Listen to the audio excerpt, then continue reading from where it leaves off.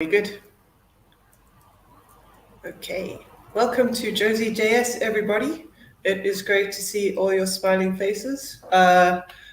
We have a code of conduct, and as you can see, it's really in-depth and complicated because it needs to be. Basically, we want you guys to treat each other well because we're a community and because we're all here to learn something. So just be good. We If at any point in time you feel uncomfortable or somebody seems to be breaking our code of conduct, please reach out to one of our council of wizards. So I think we're actually all in this call, which is fantastic. We are real real wizards because we have real hats. I'd like to thank our sponsors. So Inesis sponsors the stream and Microsoft sponsors our meetup. So thank you to you guys. You make this stuff very possible. So today we're going to be talking about errors and error handling. And we're talking about them because they're really, really damn important. So if you are writing code and you want your code to run in production and not be brittle and nonsense, then you probably should care about this a lot. Not all errors are hilarious. The reason that this topic came up is because of situations like this. So there are a lot of very terrible JavaScript tutorials out there in the wild, and you see this kind of code all over the place, recommended to people who are a lot of them are just learning how to code, and this is what they see, and they see it without any context. This is why would you do this? Why wouldn't you do this? And so you'll see this sort of code all over the place. And it's generally a bad idea. Errors exist for a reason. They exist in multiple languages, right? So it's not just JavaScript, Python, and Clojure, and Java, and C#, and it's all over the place because these things are actually useful. It's not that they exist so that they can be squashed and written down in a log somewhere.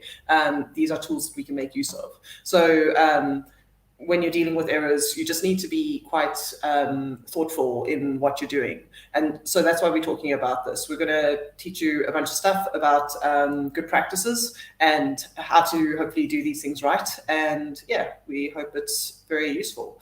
Lucky is going to get us started with when to catch errors. Yeah, over to you, Lucky. Awesome. I just had to find my unmute button here. Good evening, everyone. I have no more slides, so you can take it down. Sorry. Cool. I won't use slides. I'll just talk about it. We are a community after all. So yeah, I think the topic of when to actually catch errors is probably one of the most contentious ones. I've worked on teams that do things very differently, and the example that you had, Sheena, where you basically catch absolutely everything, I've actually seen those in a lot of production systems that I've worked on as well as consulted on. So it's actually quite interesting. My approach to catching errors, I think there are generally about two things that I look at. So the first is to understand that errors can happen anywhere, but you don't necessarily have to respond everywhere to those errors. Because when you respond to an error, i.e. catch that error, you need to catch it knowing what you're going to do with that error. Because these exceptions that we throw because of these errors actually come with some meaning, right? So they tell us what it is that has happened, and we need to be conscious about what it is that we do. So I think the first part that's sort of a good general rule is to catch these errors at your integration points. And these integration points are often where you talk to third parties, whether you are consuming a service or you are doing some sort of thing like going between your different architectural layers, or you're connecting to a database, or maybe reading from the file system. And I think this is because at these points where you're integrating with other pieces of code or software that you don't have full control over, you don't know what could go wrong, and anything could go wrong. But when it does actually happen, you can sort of contextualize what it is that has happened. So if I'm trying to get data and data doesn't come back, I can understand that error to say that there was no data that came back from this API or from this third-party library, and I can do something with that piece of information. So that's something that's going wrong. Might not necessarily be our fault, and by our fault I mean our software's fault, but it's something that we can understand and we can do something about it. Whether it's retrying a connection or whether a connection is timed out and we now know that we have to retry it in a couple of seconds, and maybe we're missing some sort of piece of information that we maybe have or can change. And I think the key thing here is that it's at these points where your software has the agency to make decisions about what to do and how to respond to that error. It's often at those integration points where you can make a decision based off the exception that is thrown for you. And the critical thing here is that you should probably handle specific exceptions, because if you're handling a specific exception, it means that you understand what has gone wrong, and it means that your agency to respond to it is there, and you can respond appropriately to it. So just console logging any error that has happened doesn't really do much, right? Doesn't actually help you with responding and making sure that your software is reliable and resilient. And I think the second part, which is probably just as important, I'd say it's at the last layer just before you get to your user. Because while the first one talks about how we integrate with other pieces of software that we don't have full control over, this is at the point where you understand the context that your user is in. And here I use the term context while talking about exceptions. So I feel like I need to clarify. When I say context, is when I'm connecting to a database, I have no idea what the user that initiated this entire thing was doing, right? Which means that I can talk about a connection error, but that's meaningless to the user. Whereas if I'm catching it just before the user, chances are I understand what action the user was actually trying to do, which means that in the way that I deal with this, one of the things that I need to do is explain to the user what has happened. If I'm trying to log in, if I'm trying to submit a form, and this software that I'm interacting with has experienced some sort of failure along the way, it's at that point, just before this exception bubbles up to me, that we can catch these errors and be able to explain to the user what has happened. I think the second part to that is that we can also give the user the agency to respond to that, because we understand the context of the user. So if the problem is that there was some sort of, or the solution is that the user should wait, maybe the user needs to use a different means of getting in touch with us, it's at this point that we can understand that context and understand how we can respond to it and actually advise and guide the user as to how to actually go about doing that. So I think here, one of the important common threads between these two things that I've just spoken about is the idea of catching errors when you can actually do something about it. I think it's very pointless when we just catch everything, all types of exceptions at every single level, wrapping everything in a try-catch block. I think that's very dangerous, because we end up consuming and swallowing a lot of errors that might actually need to be addressed at different levels of our system. So if every single kind of code or function that we call has a try-catch with a console.log, we'll never actually get there, because no one actually looks at the console logs, right? No one actually goes into the production system and looks at the logs. I work on a system, and I just realized now that I don't think I've looked at any of those logs in the past year.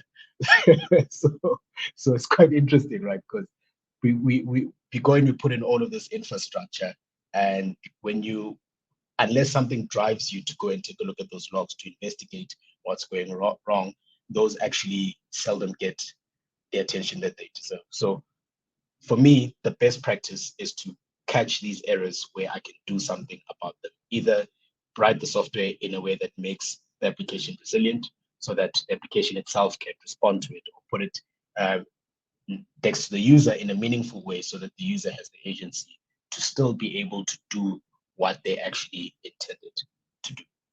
Yeah, I think I'll pivot to that and we can discuss it further.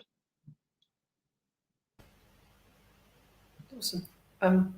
Would it be cool if I show a little code example? I have some code that a student wrote that I think demonstrates a lot of what like he's saying. So I keep a little collection of unclean code. Let me just share it. That's amazing. Yeah, because I have to tell the stuff to so many people. So yeah, let me make it a bit bigger.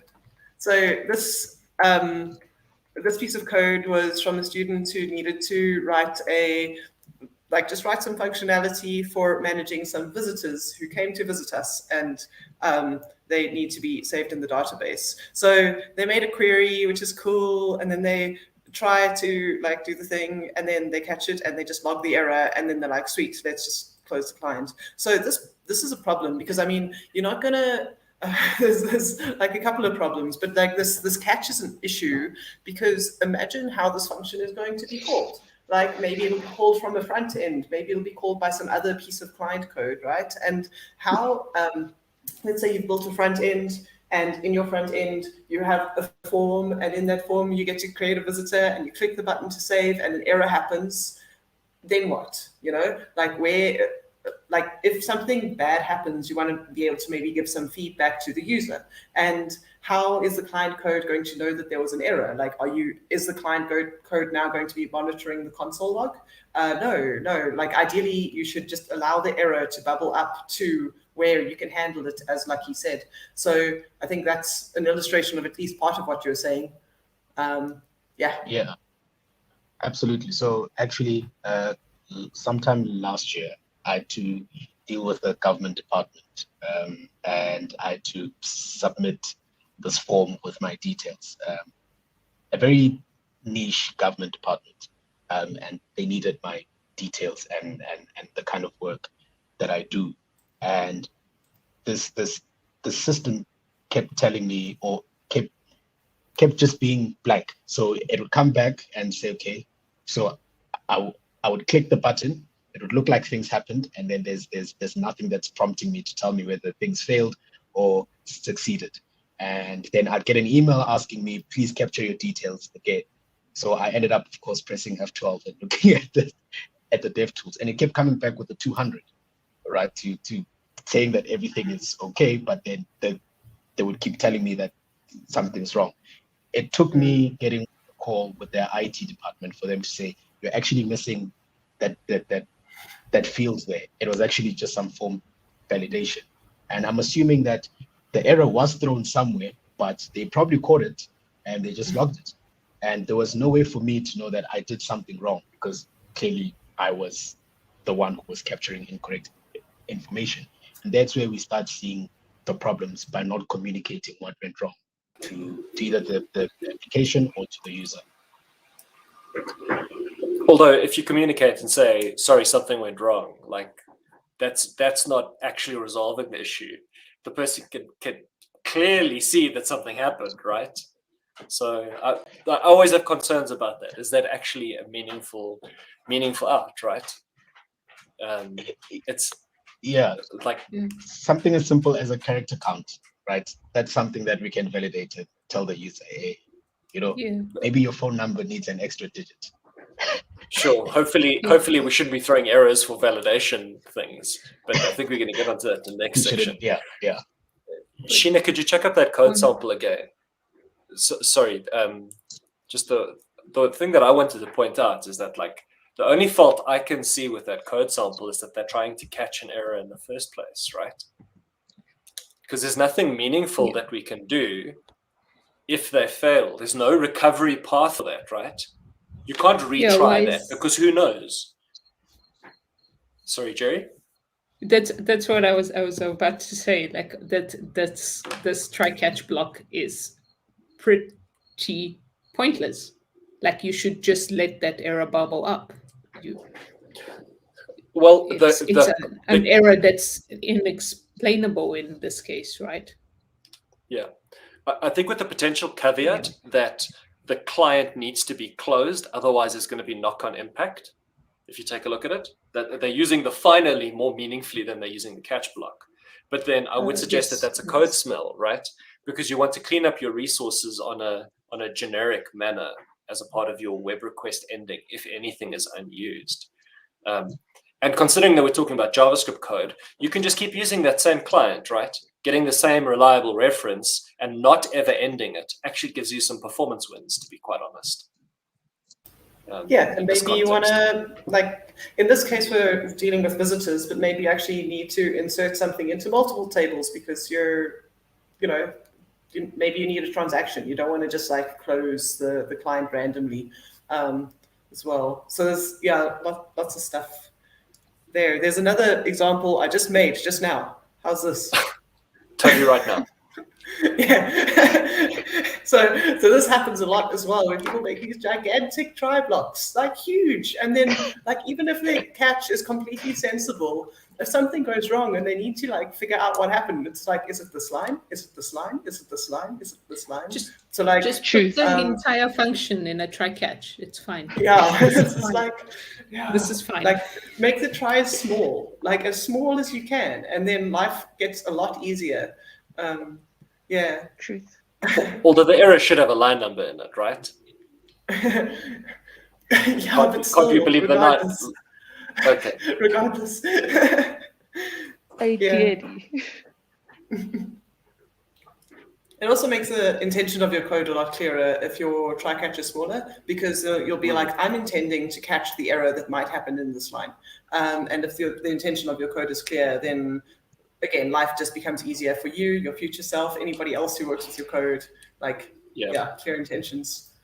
Yeah, so I agree with you. Like, for me, there's two primary places where you want to catch errors. Either super specific in a situation that you can control. You're inserting into multiple tables, and if something goes wrong, you need to roll back those inserts, so roll back the transaction. That's very targeted, and I think that's what you're talking about here.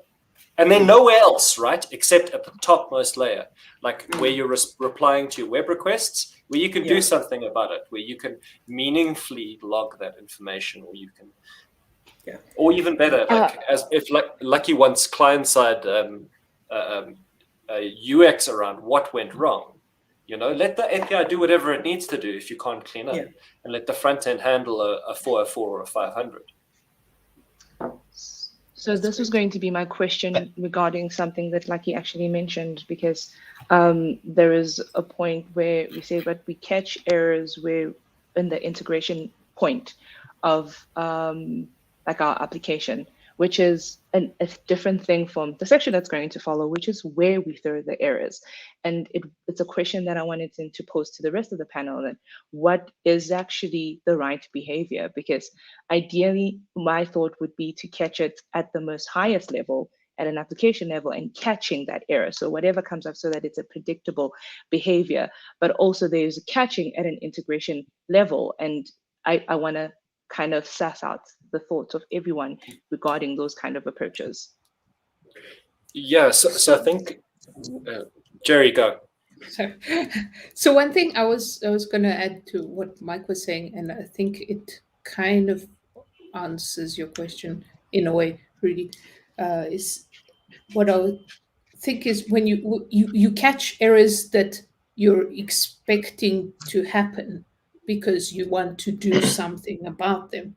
If it's an unexpected error, why are you catching it? Like, why even have a try-catch block if you don't know what will go wrong? That was one part of it, I think, that speaks to that question. But so whether it's at what level it is doesn't necessarily matter, but I do think that it is important that you know what you're catching. You're not just catching random errors and logging them, because that first piece of code technically that Sheena showed was also swallowing the error.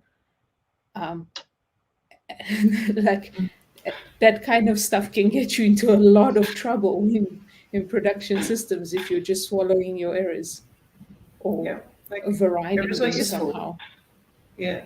Like so what I'm hearing actually, just throw it away. Hey, go for it.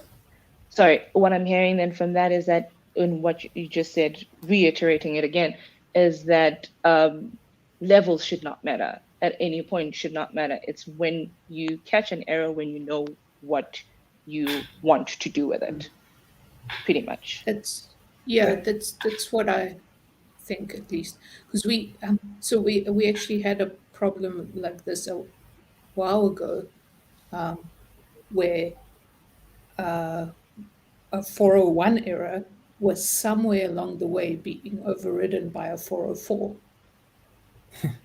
Because something was catching and swallowing the 401, and the service was returning a 404.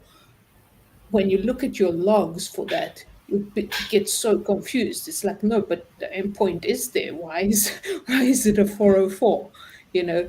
And it's all because of that, something like that, where the error was being caught and logged, but not propagated through. So, yeah. Another useful thing that you can do, you must just check, with your client or with your data protection laws, is you can send your errors from that central place to your API, so that if your customers are actually getting those errors, obviously you're not getting them because they're happening on the customer's browsers. But for the very important ones, you can actually send those through to your API to track them. You do have to be very careful if it's, for example, a network error. The customer's Put a network pin in is it, right? down. Remember this thought? We're going to talk about this exact thought a little bit later when it gets to my section. So just put a pin in that one. Good stuff. Okay, Good stuff. and I think, sorry, Jerry, go first. Oh no, I was going to say there's a question, but you can finish your thought first. And then we do the question. No. Then we'll do We it. we can address the question. I was going to move us right along. Okay, cool. Okay. So Alright. Tabiso asks, looking at the example, is it okay to wrap a try that has a lot of code in it if it is in a finally? For example, if I have a loader that I switch on in the try and want to switch off in the error. So it's a really, really good question, and I might be reading too much into it, but I've already got the context that the code that exists inside that block is all sort of related. They're either in the same transaction, or they're either reusing the same resources that you want to free as a part of the finally. And I think that's completely okay, right? Because you're using the language paradigm to, the features of trying and catching to clean up after yourself safely. So it is good. I think the question then becomes one of sustainability and just sort of maintainability. And I think that was part of Sheena's point. And please correct me if I'm restating it incorrectly. So that your code needs to be idiomatic and full of intent.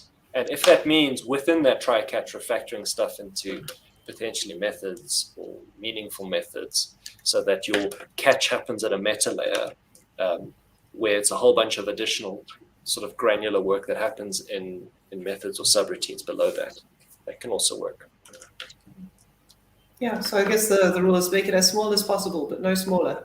And then you should be okay. And also, just to paraphrase something Jerry said, I think this is a good paraphrasing. If your code breaks with an error that you're not expecting, you actually want your code to shout at you and be like, "Oi, you fix this." That's what errors save you, because they let you know when things are broken, so you can go and fix them. I think that's probably it. Is there anything else to be said on catching? We didn't talk about asynchronous stuff. Should we go into that, or should we go on to throwing errors? Let's briefly mention asynchronous, right? Because JavaScript is a language designed for asynchronicity. You're going to be using promises. You're going to be using async awaits. And it's not just an aesthetic decision, because the two have very different paths in terms of how to handle errors. And it's just something to know that not all code is synchronous, and try catches are typically designed around synchronous code, synchronous execution. So when you've got a promise, you have to catch that using a chained method. Alternatively, consider using async await, which is a far more modern paradigm. And the reason why async await is better than promises is purely because you can put a simpler try catch around it, and the language constructs will deal with all of the complexity of figuring out where that request is in the messaging stack and getting you back to the right place to clean up. But don't Yeah. forget your awaits.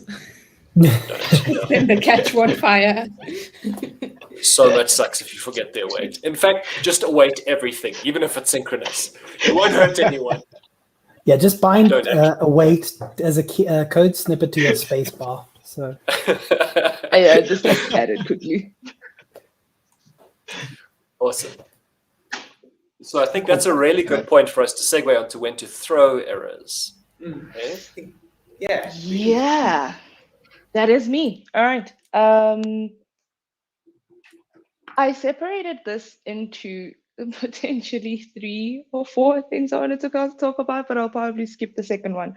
So it's the why, how, when, and some clean code, which I appreciate because we've actually been talking quite a bit about error handling, but also maintaining clean code when you do it, because it could really get loud and messy in your code if ever you've got try catches everywhere, throwing everything everywhere. So I think a lot that goes with error handling is also being very kind to how your code looks like.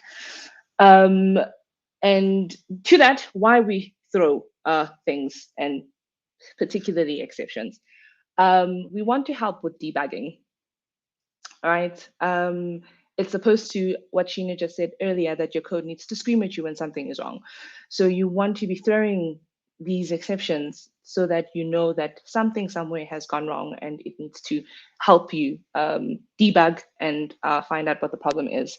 And let the right people and the right systems know that something has gone wrong, which I'm sure is something that we're going to also cover in the logs and stuff like that. Exceptions in JavaScript particularly are the user defined, right? We have errors that are thrown, so network errors, syntax errors that we now have, but you particularly want to throw something that you can also customize, that you can also add more data to it and add more meaningful data to it so that when it does say something to you, it says something that makes sense to you. So that's that. The how, there's quite like about 3 ways that you can do that in JavaScript. I say 3 ways, but yeah, it depends on what you want to do. So just throw any data type. So you can throw a string, you can throw a number, you can throw anything, right? And then it depends on how you catch that when it bubbles up. You can throw new error object, which accepts about 4 parameters, and that is message, options, line number, and file name, which are all optional. And you can do that to throw the information that you want to throw. And then the last one is when you want to create customized exceptions that you can then use everywhere when you want to use it. All right. Then the when, which is probably a very interesting thing in the topics that we're talking about.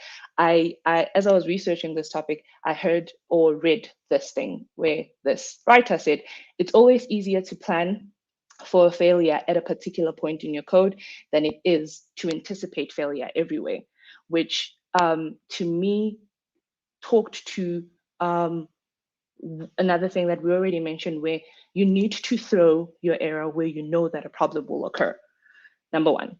And secondly, it's always easier to know that area where it will occur instead of just willy-nilly just throwing errors everywhere, because that also leads to messy code. Throwing your errors in utility functions, because the idea is that whenever someone is using a function, you might not anticipate some of the parameters or the things that they use in those functions. So it's always safe that if something happens, let us know as a utility function that something in you has gone wrong, so that people who consume that library or that utility function, that this particular thing has happened and therefore we should be able to handle it. Libraries essentially, or like contract-based anything, should make sure that it tells the people who consume that thing, that library, when something is going wrong, so that we know as people who are consumers how we need to handle it and how to behave when that thing happens. The other part to this is errors only should be thrown in the deepest part of the application stack. And this is why I posed the previous question, which is, what is the level at which we need to throw and catch errors. This context said that the deepest part of your application, which also makes sense, because that area might not be accessible to, let's say, the front end or any other person who's consuming your application. So having to throw error at that point does the same thing that I just mentioned, which is notifying us that something has gone wrong in the deepest part of our application. And then the last part is clean code. I'm going to be very pedantic and also a response to the question that we had from our user, which is something that Mike also responded to in how we need to create code. But I'll take it a step even deeper. That the idea of single purpose functions is that your function does one thing and one thing right.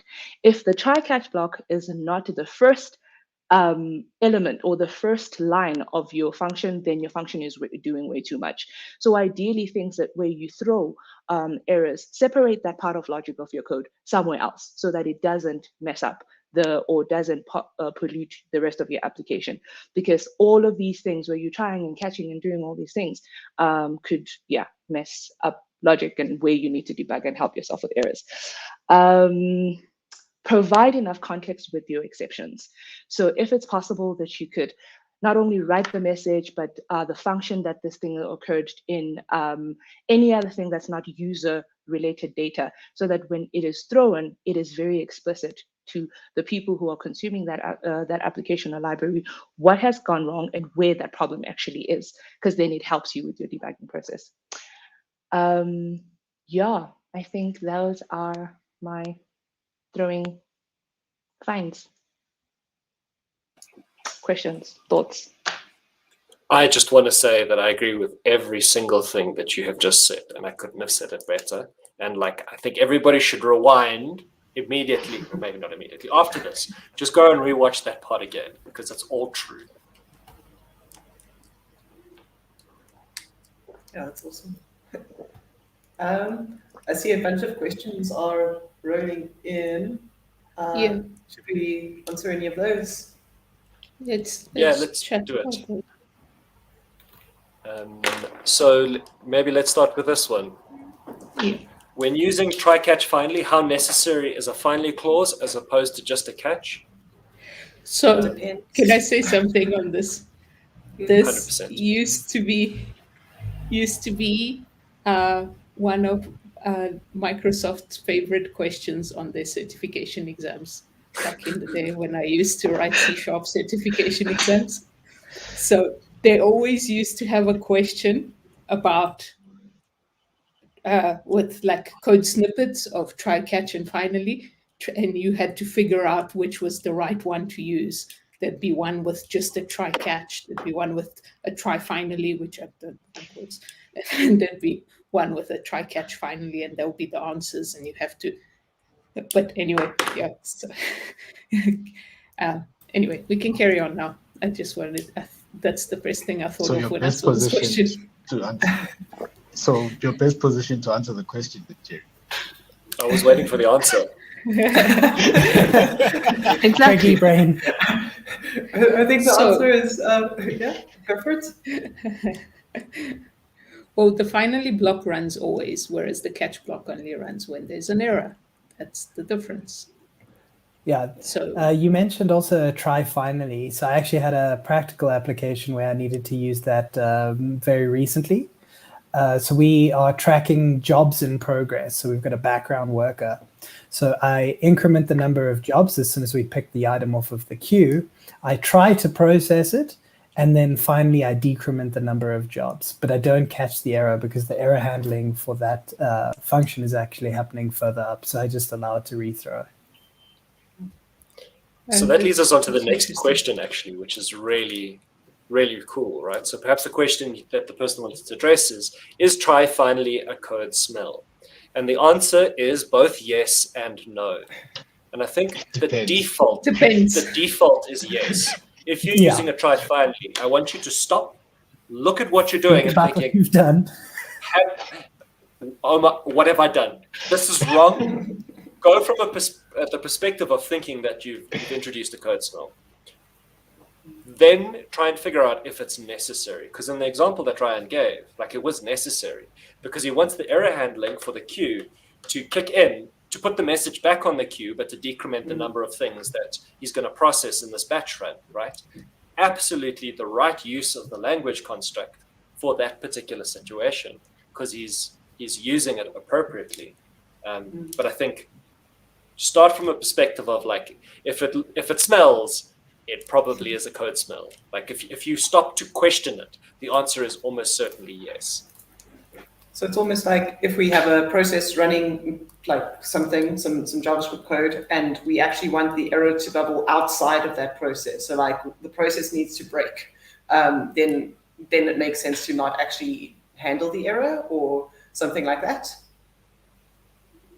Well, handling the error is only meaningful if you can do something about it, right? Yeah. So let's say you've got a try where you've got a whole bunch of inserts into a whole bunch of different tables across different database systems, and something goes wrong. There is no way that you can actually really recover from that. I suppose if you have a transaction, you could roll back. But if it's a batch job, all you can do is clean up resources so that things don't hang, right? So that the process doesn't die and become a zombie process. So just clean up after yourself. Okay. And like you'll know when you need to do that. Yeah, that's awesome. If that makes sense. Yeah. So one of the things that Ruddy mentioned particularly about throwing errors, because it's often something that happens just after you start becoming familiar with mastering a language and engaging with larger design of software systems. So not just building like a couple tier, a database talking to an API, talking to a front-end application, but as soon as you start modeling problems, at some point in time, somebody thinks, it would be awesome if we could have our own error that then we would catch a couple layers up and then we'd do something about it, and it would make everything so clean. And everyone goes through that phase, right? I did it myself. Like anybody who says that they didn't go through that phase is lying. But the reality of the situation, as Ruddy pointed out, is that you should only throw an exception if you want to inform somebody else that something's happened. So if somebody's using your code like a library or a utility function, that you're responsible for that part of code, but they just want to use it as like a boxed function. That's when you should be throwing errors, right? I think the other phase that a lot of us have gone through is using throwing of errors as a form of control, which is basically like a go-to statement. It's like, so don't do that. If you do need to go through that phase to get it out of your system, try to do it on a side project, and then you'll figure out why not to do it. I have a follow-up question. No, go ahead. It's a completely different thing from what we I was just going to joke that everyone also writes their own ORM at some point in time because it seems like such a good idea and then immediately regrets. Right.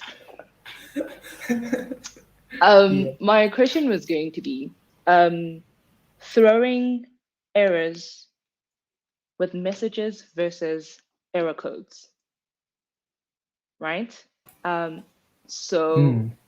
We've seen this being done, a constant file with all the codes and what they mean and things like that. Your thoughts on this? What should one? Can I take this one? What's the correct approach in JavaScript? Ryan, do it. Make it so. Okay, so if you look at the node errors that actually exist, you'll see that because error is an object, you can put extra information on it. So you're welcome to create an error, assign it a code, but you should always give it a string message, even if you're going to be translating those errors later on. Future you who's trying to debug what the hell has gone wrong will definitely appreciate it. And you can then use the code to look up the correct translation if you're doing translations. And you can also use that code to handle it regardless of if that message changes over time. So in this particular instance, I would say the answer is both.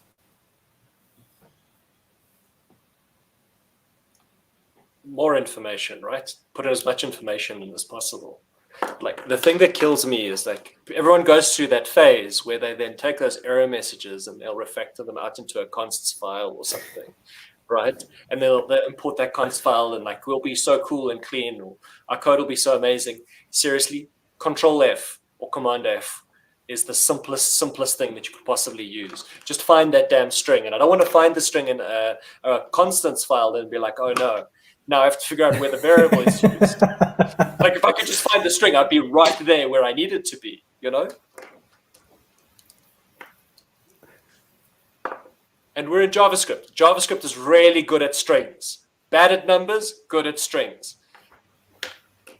You do raise an interesting point about if you need to use the same type of error throughout your solution, and you don't want to have the same string spread out multiple times. There's this thing called import and export in JavaScript, or const require if you're doing it on Node. Put your error in a separate file, and then we can still jump to it and see where it gets used. So that's the solution for that.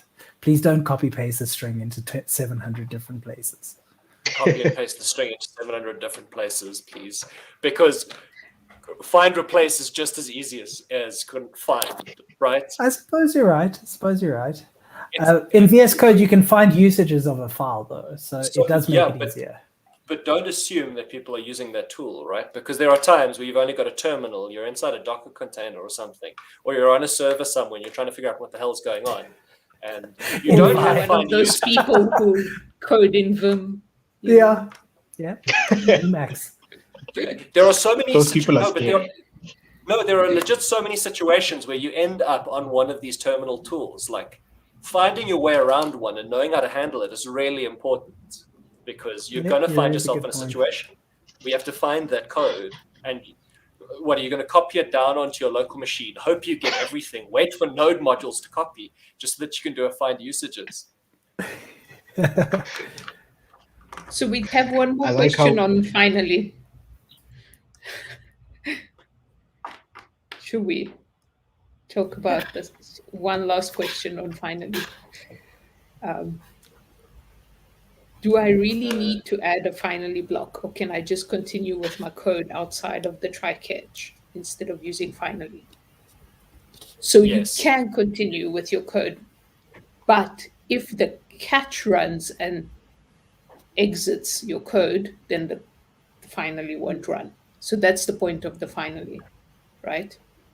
That always happens. If it happens whether the try succeeds or the catch runs. That's the point, right? So I think what the person's saying is that if they've got a try catch, they somehow resolve whatever that situation is, even if it's just swallowing the error. They can just write code afterwards. They don't have to write the code in the finally. And the answer is yes. Yeah. That's like 99% of how I write code, for example's sake. The question if you can resolve the error in the catch, then yeah. So the finally, to repeat again, the finally runs irrespective of whether it passes or fails, but it'll guaranteed run, even if you error out completely and you rethrow the exception or you return the function or whatever the case may be. So like it gives you a third paradigm. So you could write your try catch, the code that happens after that, and then you can both have a catch that then will rethrow and exit, and a finally that'll clean up potentially and still exit. But it'll only go into your subsequent code if it's past the happy path. That makes sense? Or have I confused everyone? So no, you're not rethrowing in the catch or returning. Yeah. So if you throw in the catch, then the code that you've written outside of that block will not be reached. That's what we're saying, right? But then if you have some code that you want to do after this try catch thing, regardless of whether things went well or not, like closing connection and stuff like that, then that should be in the finally block. Yeah, makes sense. So there's another question that I think is perfect for Jerry to answer, if I may. How about using ES6? Oh, sorry, you go. How about using ES6 classes to make your own error types? Or we could also ask Ryan his opinion on classes in JavaScript. I have actually used ES6 or do we classes. Need a new meetup for that? Yeah, I think we're going to need a whole meetup for that.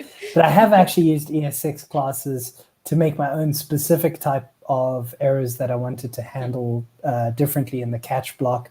And I set the codes on them, and I added a whole bunch of metadata to them. So yeah, it's perfectly fine to do that. Just remember to extend the error object and don't just throw a normal object, please. Yeah, so we also went through a process similar to this in some of our code recently, where we were using classes to create specific errors that we know are going to happen, and we want to propagate them to the client so that the client knows that the reason this is failing is for a very specific thing. You can also use instance of to find those types of errors. So like if you're catching a type of error, you can use instance of a class to be able to tell that that's the error you're catching. But you have to be very careful if you're using inheritance, which is a whole nother JavaScript topic we can talk about. Mike shaking his head. Because instance of does not work if you have subclasses. It does not work. Yes. Rudy, So I have a follow-up question. Why do with classes what you can do with functions? That's what I meant by saying we should have another meetup on this topic. Okay. Short answer though. Functions give behavior, classes have state plus behavior. So if you need to keep state, like keeping a whole object that you're going to have the code, the name, and a whole bunch of other parameters set, and then some other things that you can do with it and pass that around. Class is the only primitive. And you can use object literal to do the same, but you're literally losing stuff just for shorthand. And yet I still do it, but I'm crazy. But is classes are overused. You are correct, Rudy. Classes are overused. I think that people use classes when they can just create a function. Agreed. Yeah.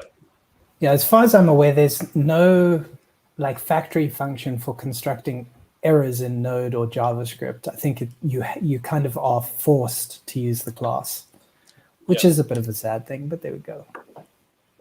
But it's not, right?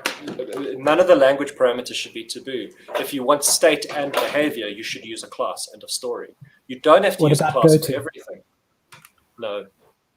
You just said none of the language features should be taboo. Sure. No. There are. I suppose there are use cases. I just haven't found one.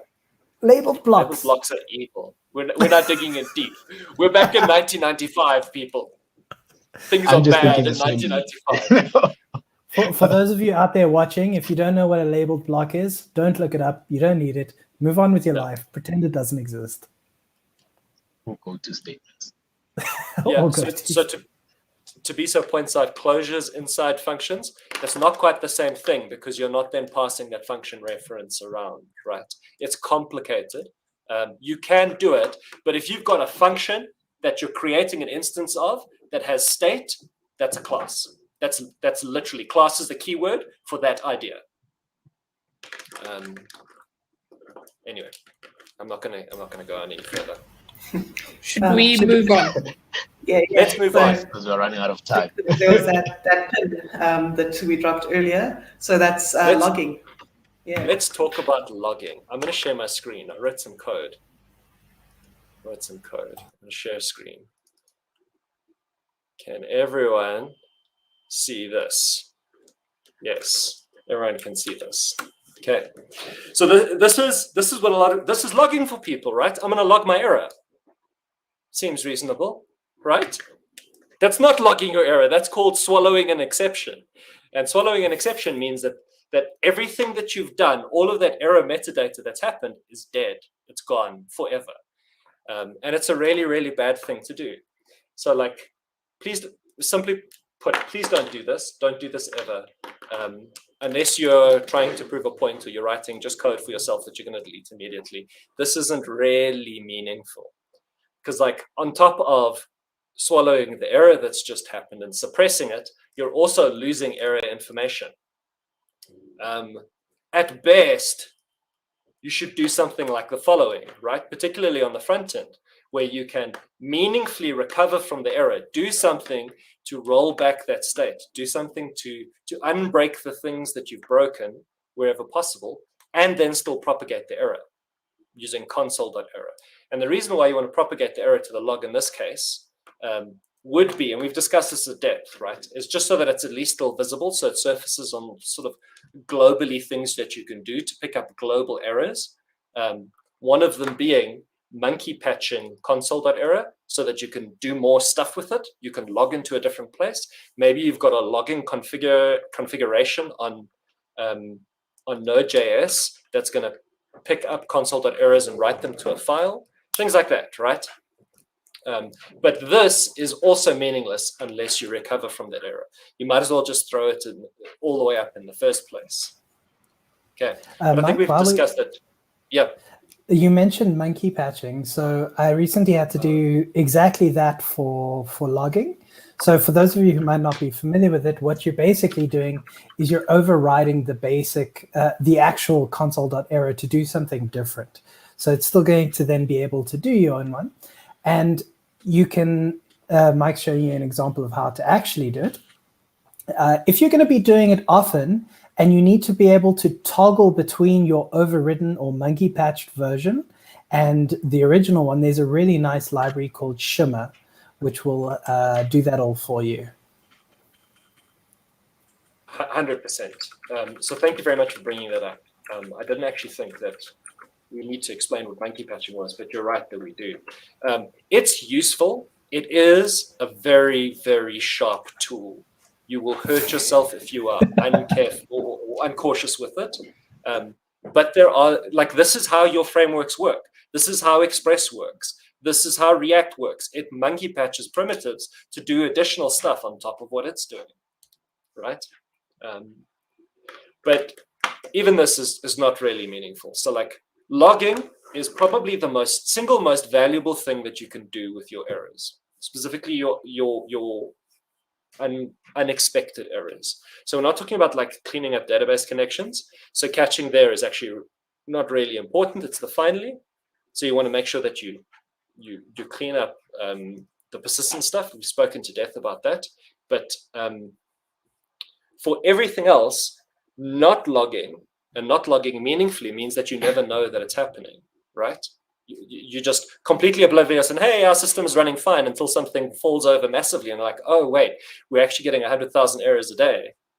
So how do you log meaningfully? Okay. And you log meaningfully by not doing a console.log or console.error. You get that stuff off of the machine that it's happening on. Now, maybe it's writing to a log file that's going to be log rotated and shipped out in case of server-side software. It is just that easy, which is cool. On the client side, not so much. That's where things are really hard. The reality is that like the websites that you build now have a lot of errors in them, and that's normal because people do abnormal things with websites. What is useful is taking those abnormal things and trying to figure out what people are doing after the fact and seeing how big each problem is. And it doesn't have to be super complicated. You can use something like Google Analytics. Now, Google Analytics, the reason why I mention it is because it's basically free for all intents and purposes. If you need to pay for it, you're in a completely different ballpark, right? If it's not Google Analytics, it could be Adobe Analytics, or it could be an API that you create yourself specifically for this purpose. And there's nothing really wrong with that. It's just that it's a little bit more expensive to run, and a little bit more complicated to deal with than you'd think. But whatever it is, if you catch an exception, don't necessarily just lose that data. Send it somewhere where later on, future you can go figure out, oh, hey, I now know how to find these errors because I've got context around them. I can see how big a problem this is. I'm not going to chase the thing that happens once a day. I'm going to chase the thing that happens 1,000 times a day and try and fix that. You'd be surprised. Now, something to keep in mind with this kind of, and this is the pin that I was putting in for Ryan, who was bringing this up earlier, right? Something that I just want to point out is that doing network work in your catch is sometimes not an amazing idea, and it's sometimes not possible. because you could get yourself into a type loop of failure if the network is the thing that's responsible for the failure. Or you could fail in other unanticipated ways. Because if this Google Analytics request fails, everything after this, all of your careful work in catching and isolating stuff is all for naught, right? If this breaks, the whole script fails. So this is not my ideal. My ideal is to just not try catch in the first place and deal with the stuff globally. So try catch only when you can do something about it, right? Only when there's something meaningful for you to do something about it. For everything else, just put global error handling in place. And there, depending on what you're using, there's different different mechanisms for doing this, but the one that I put here is the one that you would use for the front end. You would add an event listener on window to check for two things. So firstly, is there an error? Did an error happen in JavaScript on the page? And then secondly, was there an unhandled promise rejection that happened on the page? Because those are the hard ones to figure out, right? And if those happen, you get a whole bunch of really, really cool metadata, including literally the file and the line that it came from. And just a slight aside, this is why you should ship source apps to production always and forever, because it's not actually helping you from a security perspective, but it's really going to help you when you get actual line numbers and where in the line the error happened. And it can be as simple as that. I suppose one other thing that I'm not going to show code for, because it's a whole bunch more code, if you get it to the point where you're worried about the impact of this kind of stuff on your front end, you can just ship it to your service worker or ship it to another dedicated web worker and let that handle your errors for you. So you just tell it, here's the error, and it'll batch them up and send them en masse to your servers. You can also just keep those errors in memory on the page, and then when you hit a page visibility change, so a page hide or a window to close, you can then send it at that point in time, and you often have enough time to be able to gather sort of error messages in one batch at that point. That's all I've got. That's basically it. Are there any questions? While we wait for the questions, any Node developers who are wondering how this applies to them? Exactly the same sort of format. It's process.on uncaught exception or unhandled rejection. So you can do the same thing like Mike's code here. If his IDE would cooperate. It wouldn't happen in Vim. Definitely not. Okay, awesome. So I don't think there are any errors, and Sheena, possibly adding that to the code of conduct is a good idea going forward. So one thing I just wanted also to add to this is the thing you were talking about in the beginning. We often just resort to using console logs. But if you think about it, if you're just using console logs, there is absolutely no way for you to know what the browser did on some user's machine, right? Yep. There's nothing like what are you gonna do? Ask them to send you a screenshot of their console, like it's not gonna happen. So yeah, having something like this is actually pretty cool. Yeah, completely. And I mean, this is where I spend my whole life basically at this point. So there was a question that I just want to address. I think it's a really, really important one, right?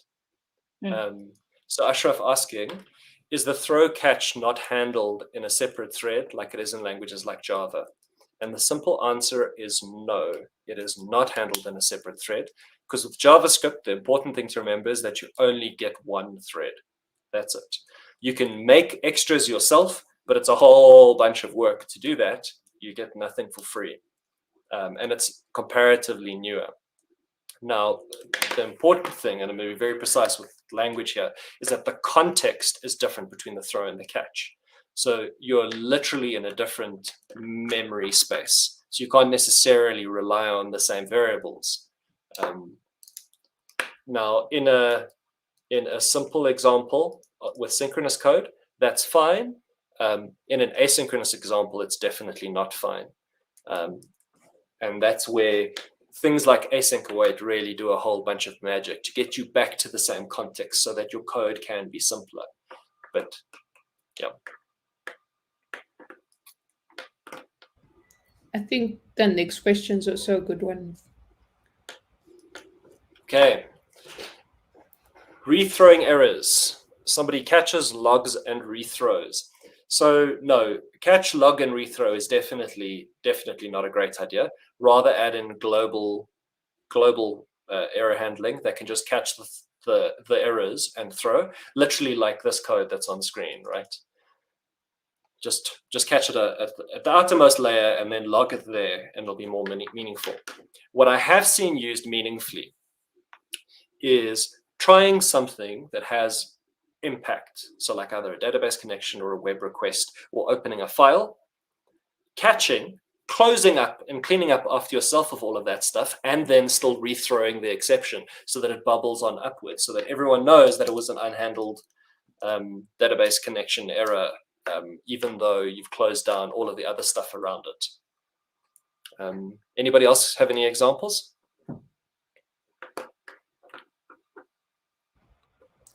I think this also in a way speaks to the question Rudy was asking earlier about what level to do this at.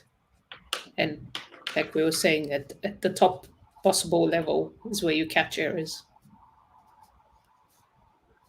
Another thing that I also want to mention to this is like also falling, I don't want to say falling victim of the language also, or like the choice of exceptions being chosen in the particular language, for example, Java, right? So if you've got the most innermost class that throws an error, any other class that inherits that class will have to either handle that error or rethrow it. So the one that inherits above it will then do the same thing. So it's Java meetup or discussion, JavaScript meetup, so I won't dive into that, but also like you get that kind of behavior of rethrowing as you are victim of the language choice that was chosen in the place that you're working at, or your choice type situation.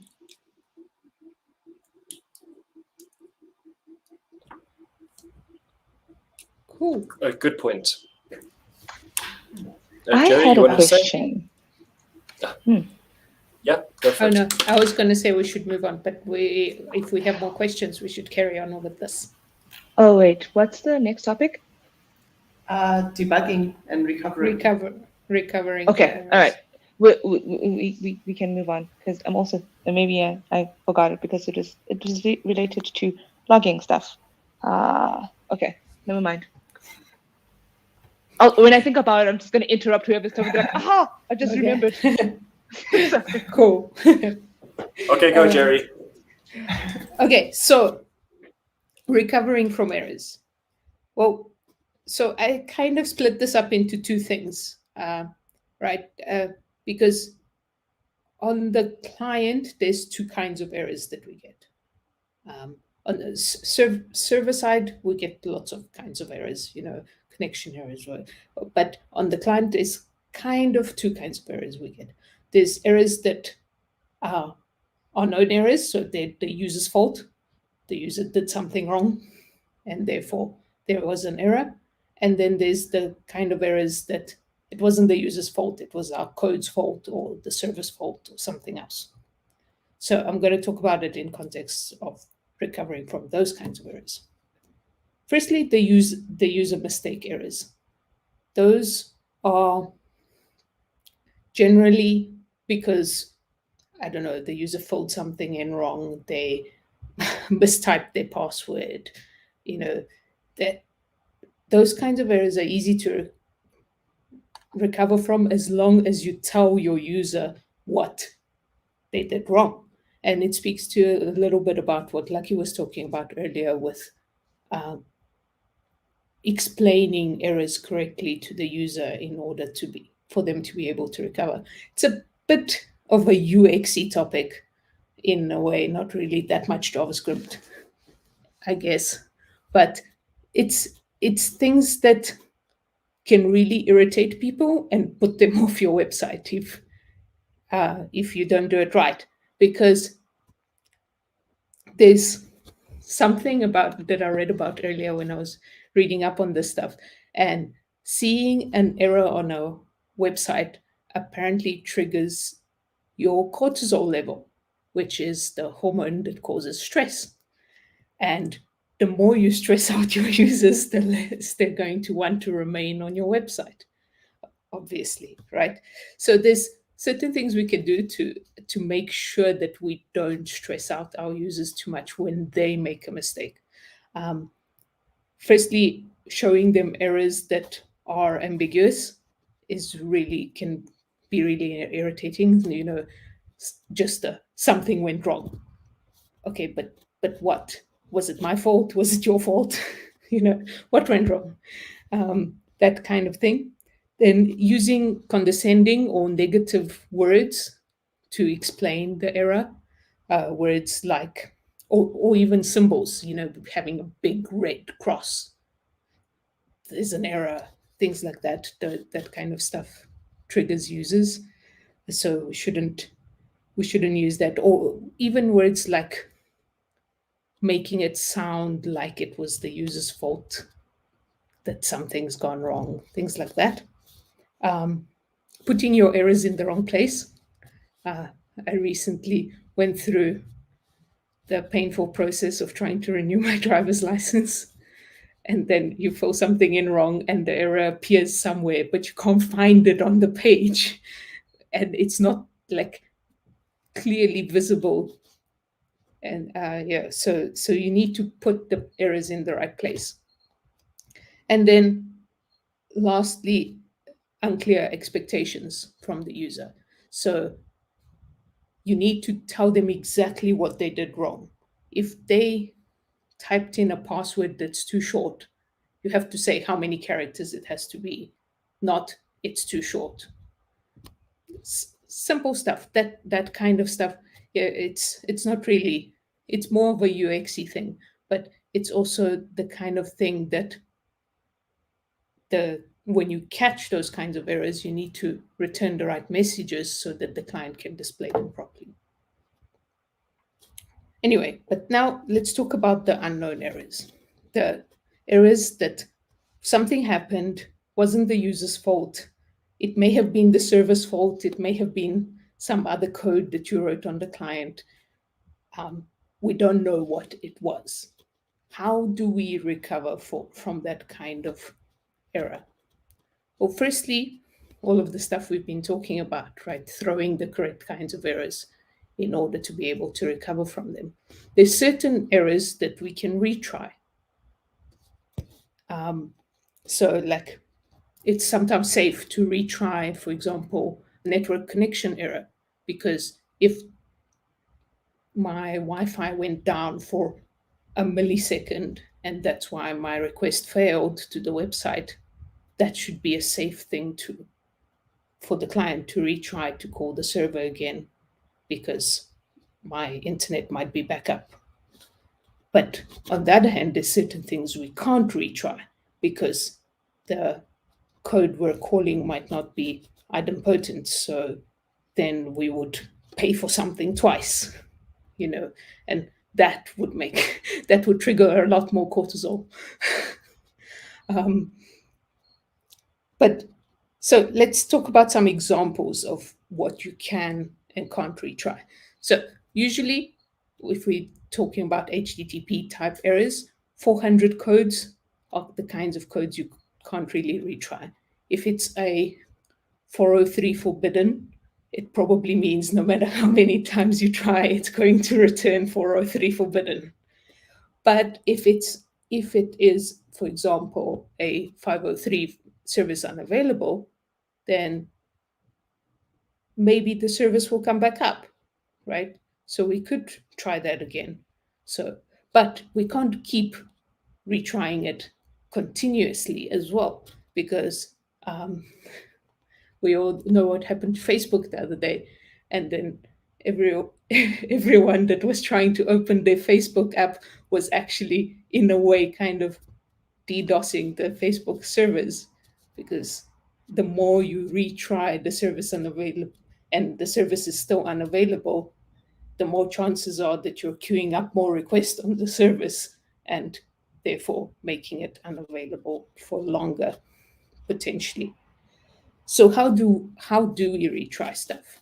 Well, usually what you do is you'd have some sort of back off. So one of the types of requests you can retry is too many requests.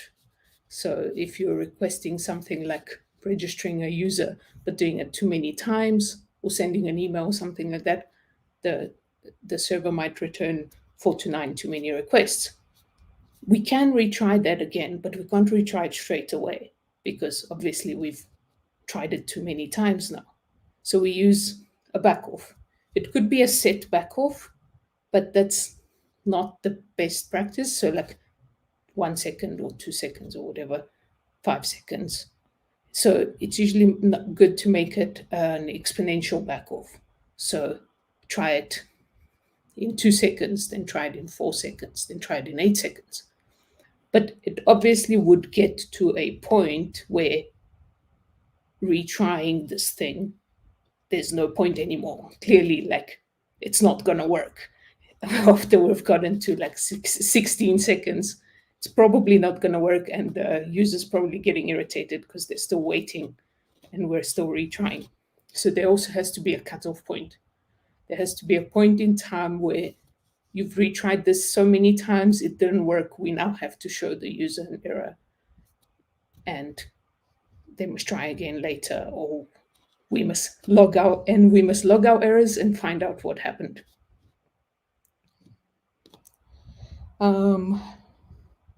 So in terms of things you can always retry, mentioned idempotent events. So for example, like a GET request can always be retried, right? Because a GET request shouldn't change anything. You can always try to get something and nothing will change. But if you're, for example, creating a new payment, then you obviously can't always retry that because it might not be idempotent, and then people end up paying twice for things. In terms of retries,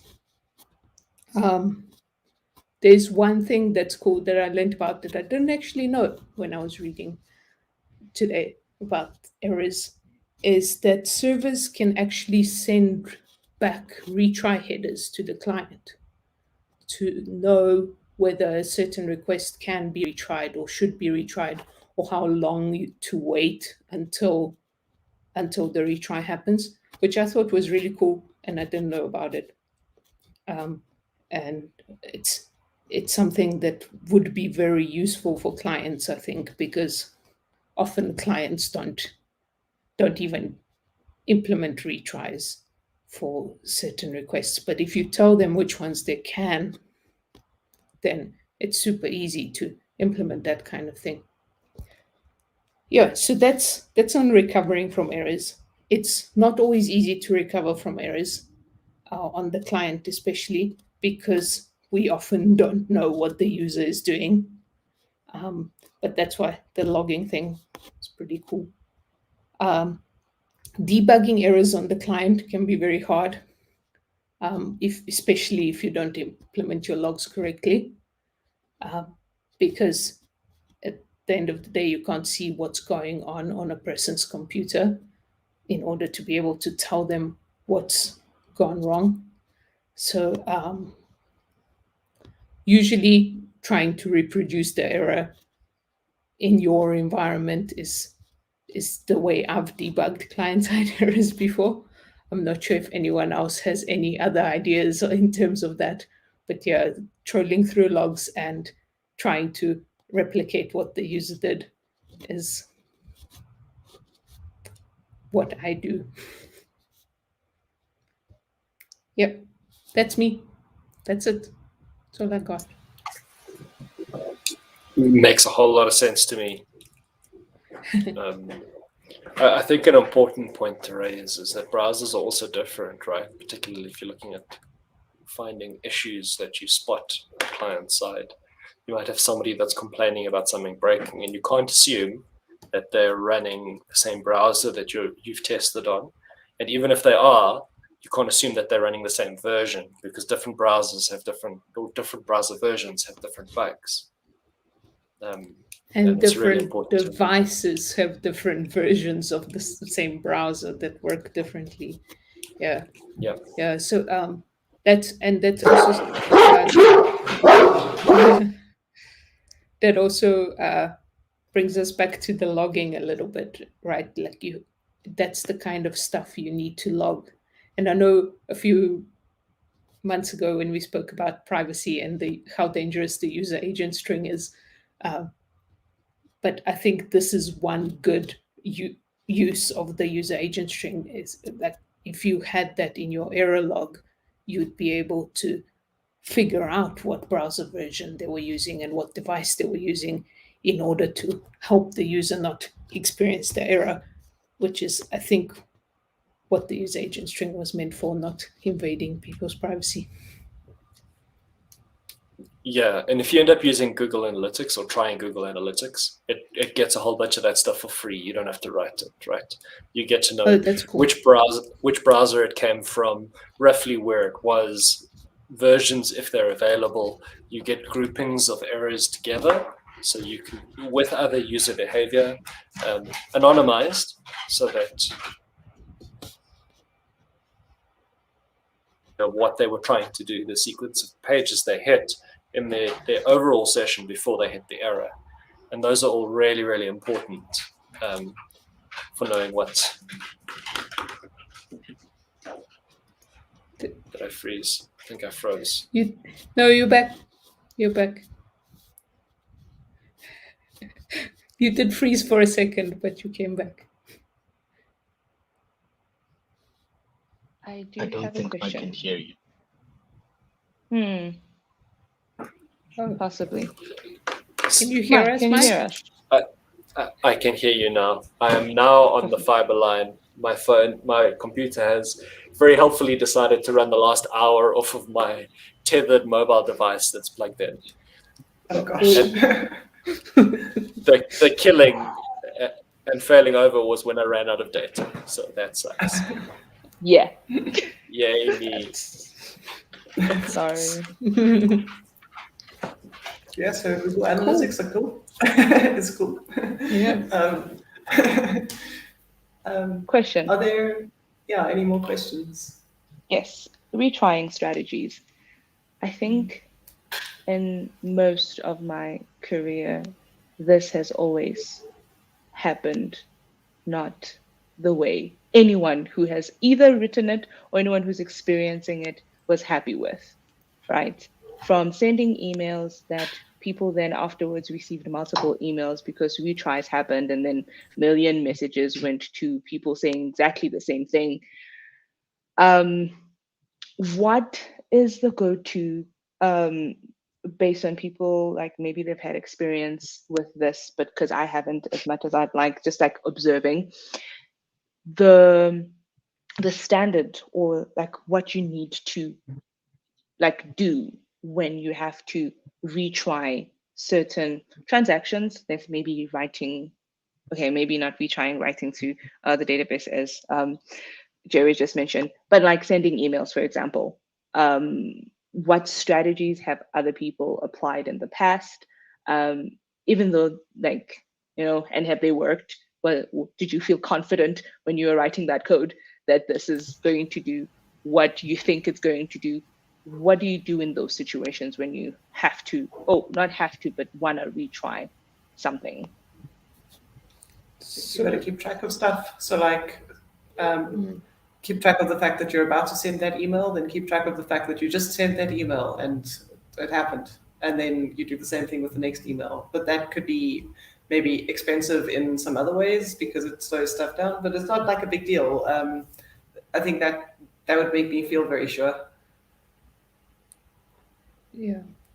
So we're a while ago, I had to implement one of these things, eventing things that sends emails to quite a few users every day at a specific time. And we had to make sure that the emails were only ever being sent once to those users, and that's you have to keep track of where in the process you are and what happened at that point in the process, so you can pick up and try again from that point in time. So like adding statuses to things helps a lot. And yeah, you just have to make sure your processes are idempotent. I'm not sure how you test it to make sure that it never happens. I mean, I'm pretty sure we're only sending one email per day per person.